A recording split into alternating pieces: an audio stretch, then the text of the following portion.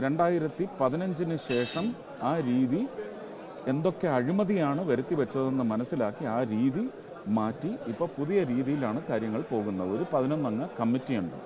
ആ കമ്മിറ്റിയുടെ മുമ്പിൽ ഞാൻ സെൽഫ് അഫിഡവിറ്റാണ് രേഖപ്പെടുത്തേണ്ടത്. അപ്ലൈ ചെയ്യാത്ത ആൾക്കാർക്ക് കിട്ടില്ല. കിട്ടും, ചില പാവങ്ങൾക്ക് ഇത് അറിഞ്ഞുകൂടാ. നിങ്ങൾ കാണുന്ന അയ്യോ ഇവർക്ക് പത്മശ്രീ കിട്ടിയത്, ഇവരെന്താണ് ചെയ്തത്, 10 ലക്ഷം മരം വെച്ചോ എന്ന് നിങ്ങളെ അതിശയിപ്പിക്കുന്നുണ്ടെങ്കിൽ അതിനാണ് ദേശീയ ആദരവ് കൊടുത്തിരിക്കുന്നത്. അപ്പോൾ അങ്ങനെയുള്ള ആൾക്കാരുടെ ആ പ്രദേശത്തുള്ള ആൾക്കാർ ഇവർക്ക് കൊടുക്കേണ്ടതാണ് എന്ന് പറഞ്ഞ് അപ്ലൈ ചെയ്യും. അപ്പോൾ അവരുടെ ഒരു അഫിഡവിറ്റ് അവിടെ രേഖപ്പെടുത്തും. എനിക്ക് ഇന്ന കാരണങ്ങൾ കൊണ്ട് ഇത് കിട്ടണമെന്ന് എനിക്ക് അപ്ലൈ ചെയ്യാം. ഞാൻ അപ്ലൈ ചെയ്തിട്ടുണ്ടോ എന്ന് അന്വേഷിക്കും. ഞാൻ ഇന്ന് വരെ അപ്ലൈ ചെയ്തിട്ടുണ്ടോ എന്ന് നിങ്ങൾ അന്വേഷിക്കും. എൻ്റെ ഒരു ആപ്ലിക്കേഷൻ കാണിച്ചു തരാമോ? ചെയ്തിട്ടില്ല.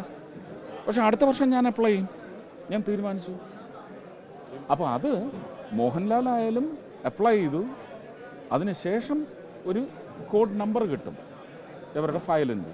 ആ നമ്പർ എന്നെപ്പോലെ പലരും അവിടെ റെക്കമെൻഡ് ചെയ്യും.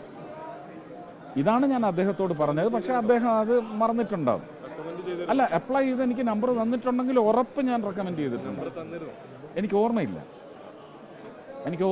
ഇല്ലാത്ത കാര്യം ഞാൻ പറഞ്ഞിട്ട് പിന്നെ അതിനെ അടുത്ത വിവാദമാക്കാൻ വയ്യ.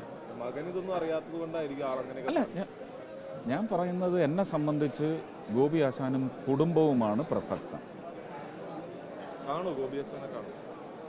അല്ല, അത് അദ്ദേഹത്തിൻ്റെ രാഷ്ട്രീയ അല്ല, ഞാനത് മാനിക്കുന്നു. സന്തോഷവുമായി അദ്ദേഹം തന്നെ അത് പറഞ്ഞത്. പക്ഷേ ഞാൻ മനസ്സിലാക്കുന്നു അദ്ദേഹത്തിൻ്റെ രാഷ്ട്രീയ ബാധ്യത അത് ഹനിക്കാൻ ഞാൻ തയ്യാറല്ല. ആരുടെയും രാഷ്ട്രീയ ബാധ്യത ഞാൻ ഹനിക്കില്ല. ഇപ്പോൾ കരുണാകരൻ സാറിൻ്റെ ബന്ധുവിൻ്റെ വീട്ടിൽ ഭക്ഷണം കഴിക്കാൻ പോയത് വിളിച്ചിട്ട് തന്നെയാണ് പോയത്. അവരതിന് തയ്യാറാണെന്ന് അറിയിച്ചിട്ട് തന്നെയാണ് പോയത്. ഞാൻ ആരെയും വിളിച്ച് വന്നോട്ടെ എന്ന് ചോദിച്ചിട്ടില്ല. ഞാനത് ചോദിച്ചത് 2019 ഞാൻ തൃശ്ശൂർ വന്ന് നിൽക്കുന്നത് കൊണ്ട്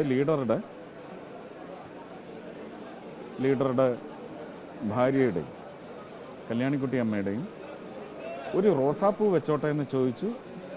പറ്റില്ല എന്ന് പറഞ്ഞതിന് ശേഷം ഞാൻ അങ്ങനെ ആരോടും ആവശ്യങ്ങൾ മുന്നോട്ട് വെച്ചിട്ടില്ല.